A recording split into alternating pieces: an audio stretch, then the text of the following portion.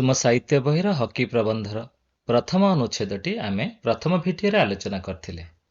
ପିଲାମାନେ, ପ୍ରଥମ ଭିଡିଓରେ ଆଲୋଚ୍ୟ ବିଷୟବସ୍ତୁକୁ ଟିକେ ମନେ ପକାଇ ନେବା, ତାପରେ ଦ୍ୱିତୀୟ ଅନୁଚ୍ଛେଦକୁ ଆମେ ପଢ଼ିବା। ପ୍ରଥମ ଅନୁଚ୍ଛେଦରେ ଆମେ ଖେଳର ଭୂମିକା ଆଉ ବ୍ୟାୟାମର ଉପକାରିତା ବାବଦରେ ଜାଣିବାକୁ ପାଇଥିଲେ, ଅର୍ଥାତ୍ ତାର ନିର୍ଯାସ ଥିଲା ଖେଳର ଭୂମିକା ଆଉ ବ୍ୟାୟାମର ଉପକାରିତା। ଯେତେବେଳେ ଆମେ ଅନୁଚ୍ଛେଦଟିକୁ ଭଲ ଭାବରେ ଆଲୋଚନା କଲେ, ସେତେବେଳେ ଆମେ ଜାଣିଲେ ଖେଳ ଆମକୁ ଆନନ୍ଦ ଦିଏ, ଆମ ଶରୀର ଗଠନ କରେ, ସୁସ୍ଥ ଓ ସତେଜ ରଖେ ଆମ ଶରୀରକୁ। ଦ୍ୱିତୀୟ ଗୁରୁତ୍ୱପୂର୍ଣ୍ଣ କଥା ଜାଣିଲେ, ଶରୀର ପାଇଁ ଯେମିତି ସୁଷମ ଖାଦ୍ୟ, ବିଶୁଦ୍ଧ ଜଳ, ମୁକ୍ତ ବାୟୁ ଓ ଆଲୋକ ଅତ୍ୟନ୍ତ ଜରୁରୀ, ଠିକ୍ ସେମିତି ଶରୀର ପାଇଁ ଖେଳ ଅତ୍ୟନ୍ତ ଜରୁରୀ। ଏ କଥା ମଧ୍ୟ ଆମେ ଜାଣିବାକୁ ପାଇଲେ। ଆଉ ଏକ ଗୁରୁତ୍ୱପୂର୍ଣ୍ଣ କଥା ଥିଲା କ'ଣ ଉଚିତ ନୁହେଁ, ସେ କଥା ଆମେ ବୁଝିଥିଲେ। ସେଥିରୁ କ'ଣ ଉଚିତ ନୁହେଁ? ଅତ୍ୟଧିକ ହାଲିଆ ହେବା ପର୍ଯ୍ୟନ୍ତ ଖେଳିବା ଉଚିତ ନୁହେଁ। ଏଇ କଥା ଆମେ ମଧ୍ୟ ସେଥିରୁ ବୁଝିଥିଲେ। ଠିକ୍ ଅଛି ପିଲାମାନେ, ବ୍ୟାୟାମ ବାବଦରେ ମଧ୍ୟ ଆମେ ଅନେକ କଥା ବୁଝିବାକୁ ପାଇଥିଲେ। କ'ଣ ବୁଝିବାକୁ ପାଇଥିଲେ? ନା ବ୍ୟାୟାମ ଆମ ଶରୀରକୁ କର୍ମଠ ଓ ବଳିଷ୍ଠ କରେ ଏବଂ ଏଥିଯୋଗୁଁ ଶରୀରରୁ ସ୍ୱେଦ ଆମ ଶରୀରର ଅଳିଆ ଜିନିଷକୁ ବାହାରକୁ ବାହାର କରିଦିଏ ଏବଂ ମାଂସପେଶୀକୁ ବ୍ୟାୟାମ ଦୃଢ଼ କରେ ତଥା ଆମ ଶରୀର ଭିତରକୁ ଅମ୍ଳଜାନ ପ୍ରବେଶ କରିବାରେ ସାହାଯ୍ୟ କରେ। ଠିକ୍ ଅଛି ପିଲାମାନେ, ପ୍ରବନ୍ଧରୁ ଆଜିର ଆଲୋଚନା କରିବାକୁ ଥିବା ଅନୁଚ୍ଛେଦଟିକୁ ବର୍ତ୍ତମାନ ଆମେ ପଢ଼ିବା ଆରମ୍ଭ କରିବା। ତାପରେ ପରେ ସେ ସମ୍ବନ୍ଧୀୟ ଆଲୋଚନା କରି ଅନୁଚ୍ଛେଦଟିକୁ ବୁଝିବାକୁ ଚେଷ୍ଟା କରିବା। ଠିକ୍ ଅଛି ପିଲାମାନେ, ଚାଲ ତାହେଲେ। ଅନେକ ପ୍ରକାର ଖେଳ ଥିଲେ ହେଁ ମୁଖ୍ୟତଃ ଏହାକୁ ଦୁଇ ଭାଗରେ ବିଭକ୍ତ କରାଯାଇପାରେ। କେତେକ ଖେଳକୁ ଘର ଭିତରେ ଓ କେତେକ ଖେଳକୁ ଘର ବାହାରେ ଖେଳିବାକୁ ହୁଏ।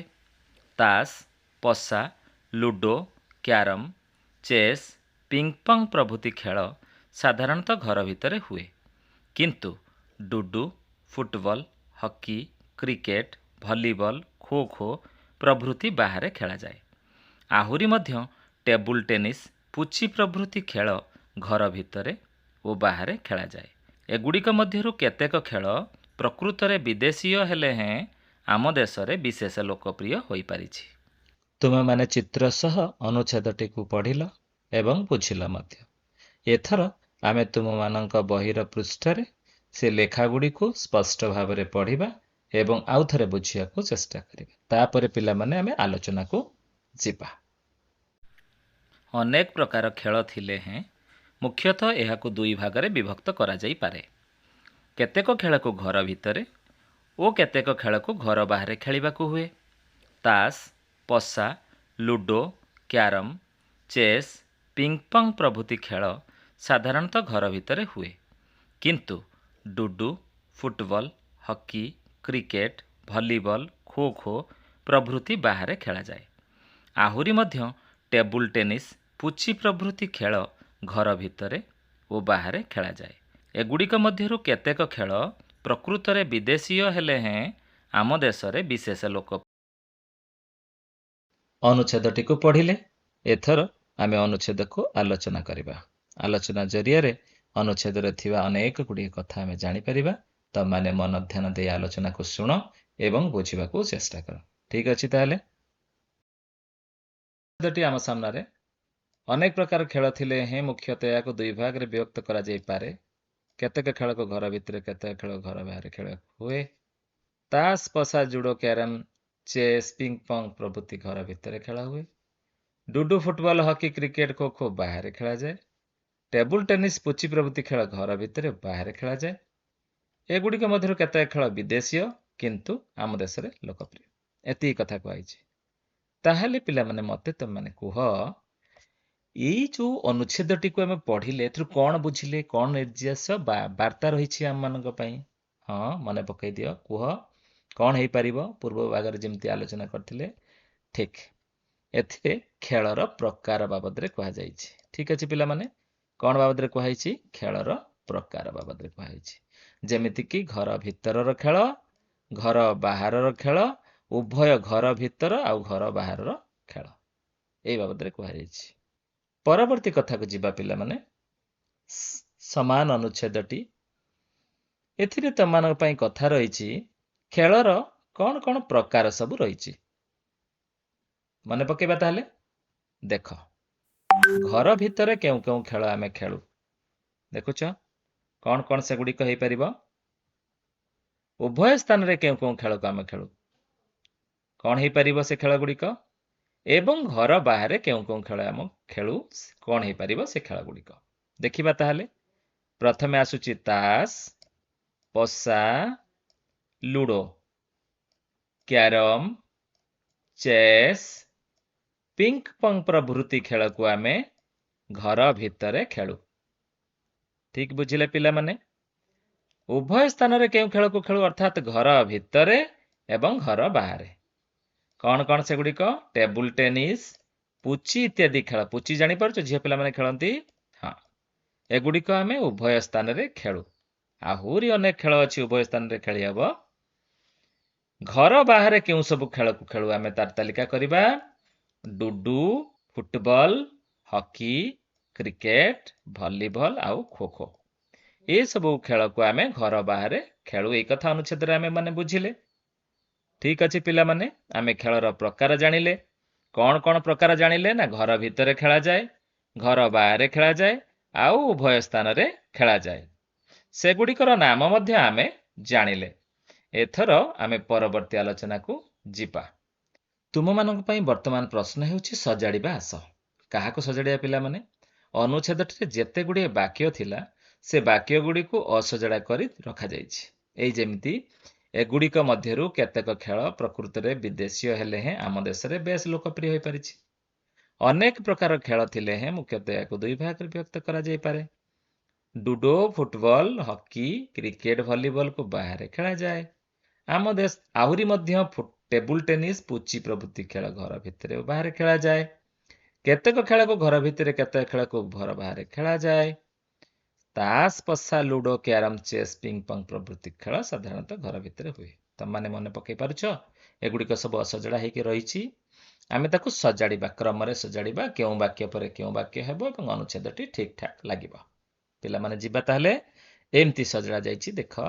ଅନେକ ପ୍ରକାର ଖେଳ ଥିଲେ ହେଁ ମୁଖ୍ୟତଃ ଏହାକୁ ଦୁଇ ଭାଗରେ ବିଭକ୍ତ କରାଯାଇଛି। ଏହା ହେଉଛି ପ୍ରଥମ ବାକ୍ୟ। କୋଉଠି ଅଛି ସେଇଟା? ଏଇଠି 2 ନମ୍ବରଟା ଆସିବ ପ୍ରଥମକୁ।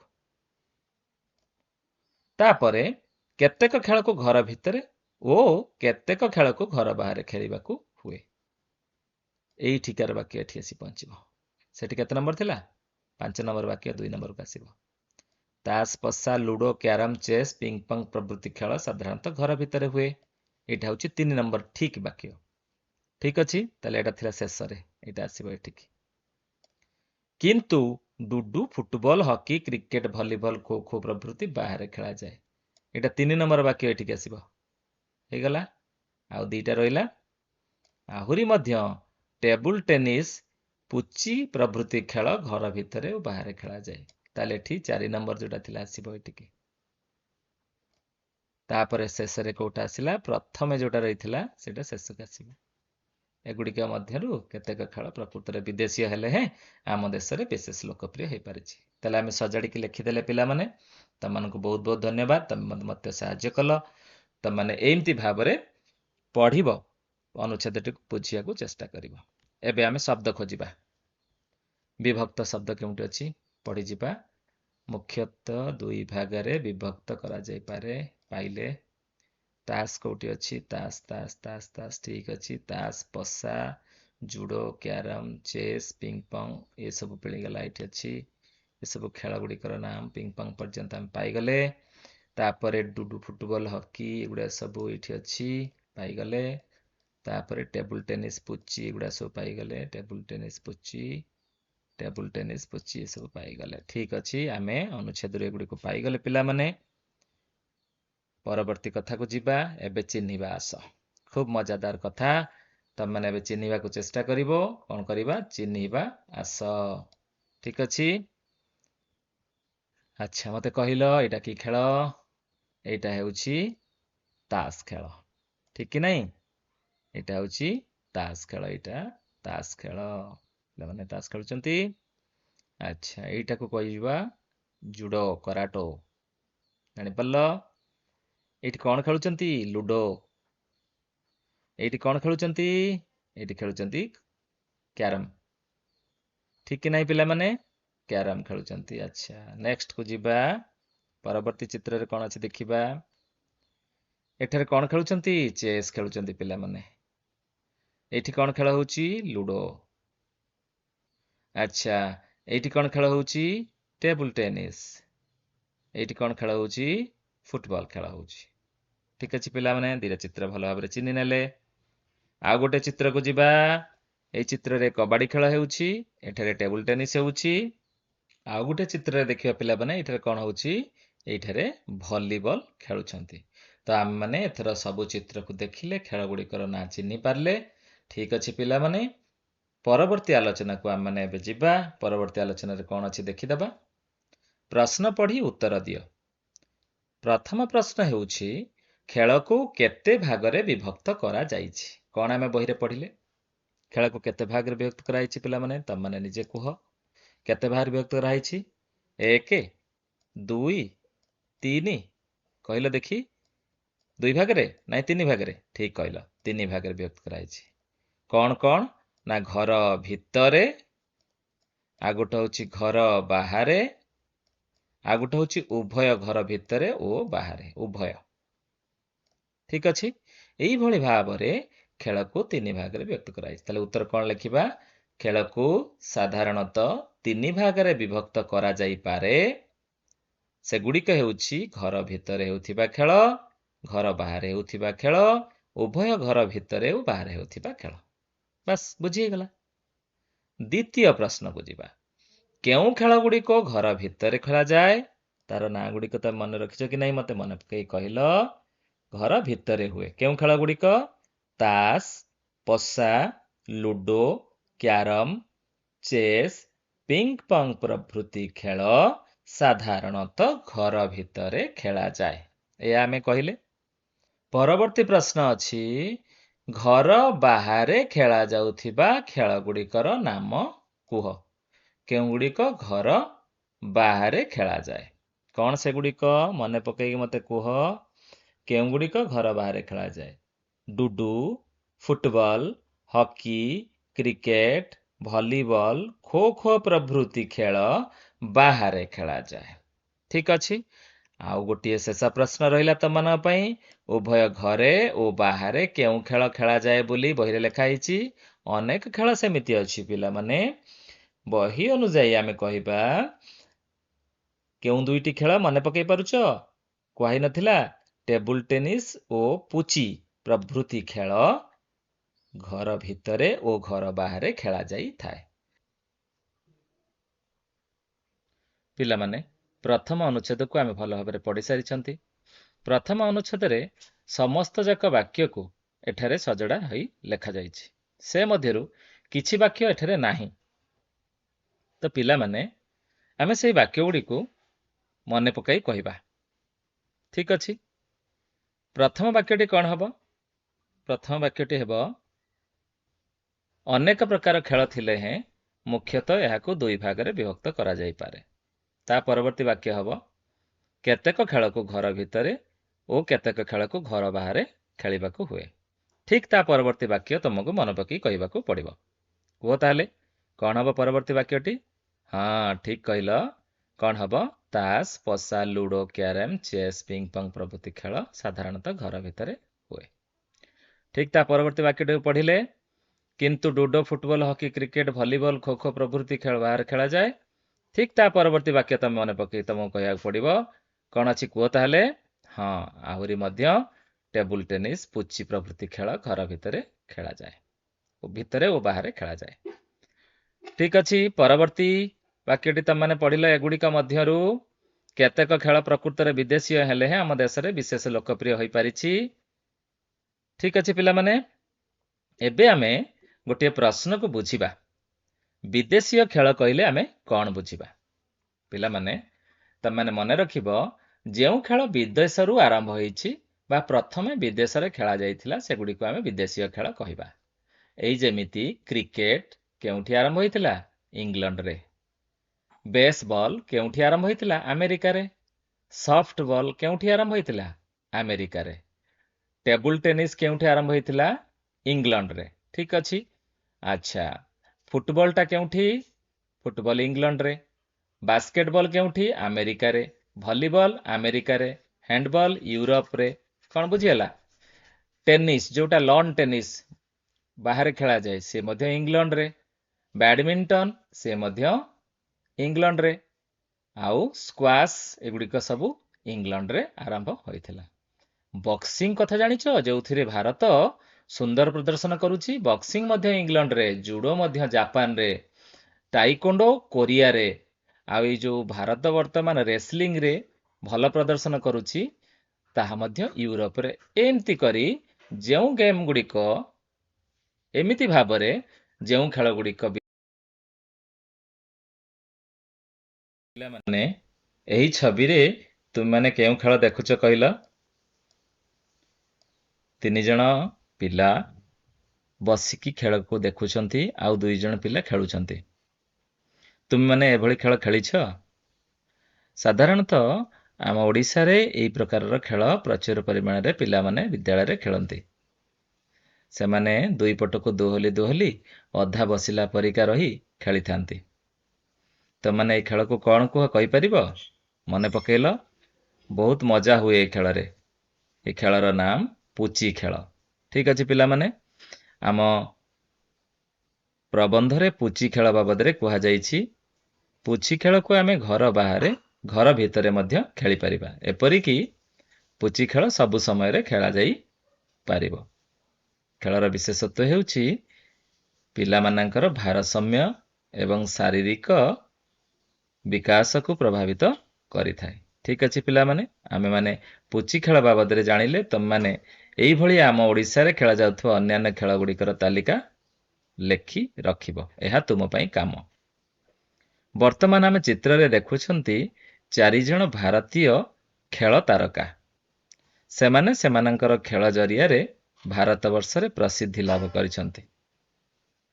ଏହି ତାରକାମାନଙ୍କ ଭିତରୁ କେଉଁମାନଙ୍କର ଛବି ଅଛି ଦେଖିଲ? ପ୍ରଥମେ ଛବି ରହିଛି ବିରାଟ କୋହଲିଙ୍କର, ଯିଏ କ୍ରିକେଟରେ ଜଣେ ପ୍ରସିଦ୍ଧ ଖେଳାଳି। ତାଙ୍କ ପାଖକୁ ବ୍ୟାଡମିଣ୍ଟନର ଖେଳାଳି ପିଭି ସିନ୍ଧୁଙ୍କର ଚିତ୍ର ରହିଛି ଏବଂ ତାଙ୍କ ତଳକୁ ଜାଭେଲିନ୍ ଥ୍ରୋର ନୀରଜ ଚୋପ୍ରାଙ୍କର ଚିତ୍ର ରହିଛି ଏବଂ ତାଙ୍କ ପାଖକୁ ହକି ଖେଳାଳି PR ରାଜେଶଙ୍କର ଚିତ୍ର ମଧ୍ୟ ରହିଛି। ତ ପିଲାମାନେ, ତୁମେମାନେ ଏଇଭଳି ଖେଳାଳିମାନଙ୍କର ଚିତ୍ର ମଧ୍ୟ ସଂଗ୍ରହ କରିବ। ଆମେମାନେ ଆଜିର ଆଲୋଚନାରେ ଖେଳର ପ୍ରକାର ବାବଦରେ ଜାଣିଲେ। କେଉଁ କେଉଁ ଖେଳଗୁଡ଼ିକୁ ଘର ଭିତରେ ଖେଳାଯାଏ ସେ କଥା ଜାଣିଲେ। କେଉଁ ଖେଳଗୁଡ଼ିକ ଘର ବାହାରେ ଖେଳାଯାଏ ସେ କଥା ମଧ୍ୟ ଜାଣିଲେ ଏବଂ କେଉଁ ଖେଳ ଉଭୟ ସ୍ଥାନରେ ଖେଳାଯାଏ ସେ କଥା ମଧ୍ୟ ଆମେମାନେ ଆଜି ଜାଣିଲେ। ତ ପିଲାମାନେ, ତୁମେମାନେ ମଧ୍ୟ ବିଭିନ୍ନ ଖେଳର ତାଲିକା ତିଆରି କରିବ। ସେମାନଙ୍କୁ ମଧ୍ୟ ଘର ବାହାରେ, ଘର ଭିତରେ ଏବଂ ଉଭୟ ସ୍ଥାନ ଅନୁଯାୟୀ ତାଲିକାଟିଏ ପ୍ରସ୍ତୁତ କରି ଶିକ୍ଷକଙ୍କୁ ଦେଖାଇବ। ଠିକ୍ ଅଛି ପିଲାମାନେ, ତୁମମାନଙ୍କୁ 2ଟି ଗୃହ କାର୍ଯ୍ୟ ଦିଆଗଲା। ଏଇ 2ଟି ଗୃହ କାର୍ଯ୍ୟ କରି ତୁମମାନେ ଶିକ୍ଷକଙ୍କୁ ଦେଖାଇବ। ଠିକ୍ ଅଛି ପିଲେ, ଆଜି ପ୍ରବନ୍ଧର ଏହି ଆଲୋଚନାରୁ ଆମେମାନେ କ'ଣ ଶିଖିଲେ? ଖେଳ ସ୍ୱାସ୍ଥ୍ୟ ପାଇଁ ବହୁ ଉପକାରୀ। ଖେଳ ସ୍ୱାସ୍ଥ୍ୟକୁ ତିଆରି କରିଥାଏ, ଗଠନ କରିଥାଏ। ଅତଏବ ଖେଳ ଆମ ଶରୀର ଗଠନ କରିଥାଏ। ଏଥିସହିତ ଖେଳିବା ଦ୍ୱାରା ମଧ୍ୟ ଆମେ ସଫଳତା ପ୍ରାପ୍ତ ହୁଅନ୍ତି, ଦେଶ ବିଦେଶରେ ନାମ କରନ୍ତି, ଭାରତ ମାତୃକାର ନାମ ପ୍ରସିଦ୍ଧ ହୁଏ। ଠିକ୍ ଅଛି ପିଲାମାନେ, ଆମେମାନେ ମଧ୍ୟ ପାଠପଢ଼ା ସହିତ ଖେଳକୁ ଗୁରୁତ୍ୱ ଦେବା ଆଉ ବ୍ୟାୟାମକୁ ମଧ୍ୟ ଗୁରୁତ୍ୱ ଦେବା, ଯାହାଦ୍ୱାରା ଆମେ ସୁରକ୍ଷିତ ରହିବା ଏବଂ ଆମ ଶରୀରକୁ ଠିକ୍ ଭାବରେ ଗଠନ କରିପାରିବା। ତୁମମାନଙ୍କ ପାଇଁ ଆଲୋଚନା ଆଜି ପାଇଁ ଏତିକି। ପରବର୍ତ୍ତୀ ଭିଡ଼ିଓରେ ପରବର୍ତ୍ତୀ ଅନୁଚ୍ଛେଦକୁ ଆମେ ପଢ଼ିବା, ଆଲୋଚନା କରିବା, ପ୍ରଶ୍ନ ଉତ୍ତର କାର୍ଯ୍ୟକ୍ରମ କରିବା। ସେ ପର୍ଯ୍ୟନ୍ତ ତୁମମାନଙ୍କୁ ଅନେକ ଅନେକ ଧନ୍ୟବାଦ। ତୁମମାନେ ଭଲରେ ଥାଅ, ମନ ଦେଇ ପାଠ ପଢ଼ୁଥାଅ। ରହୁଛି, ଧନ୍ୟବାଦ।